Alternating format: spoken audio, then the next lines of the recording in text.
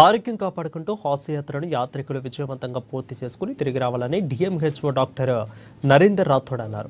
బుధవారం టీఎన్టీఓఎస్ హోంలో Adilabad has society ఆధ్వర్యంలో has యాత్రికులు మెడికల్ క్యాంపును నిర్వహించారు. ఇక యాత్రికులకు పలు ఆరోగ్య సూత్రాలను తెలియజేసి వ్యాక్సినేషన్ చేశారు.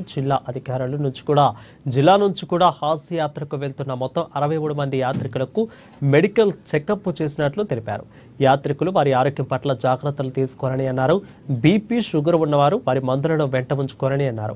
ఇక వైద్యులు చెప్పిన సూచనలు పాటిస్తూ మందులను సమయపాలంగా వేసుకోవాలని అన్నారు.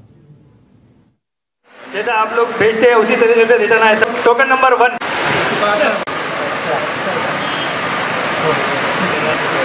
सर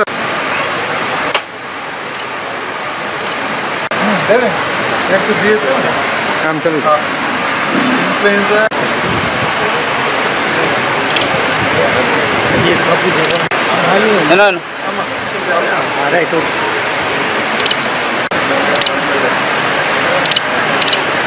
नेक्स्ट सर ओके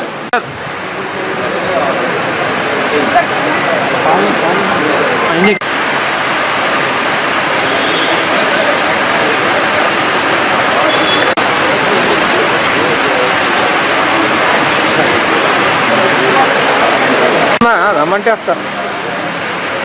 ఈరోజు ఆదిలాబాద్ జిల్లాలో హాజ్ యాత్రుల కోసం మనం ప్రత్యేకమైన వైద్య శిబిరం ఏర్పాటు చేయడం జరిగింది.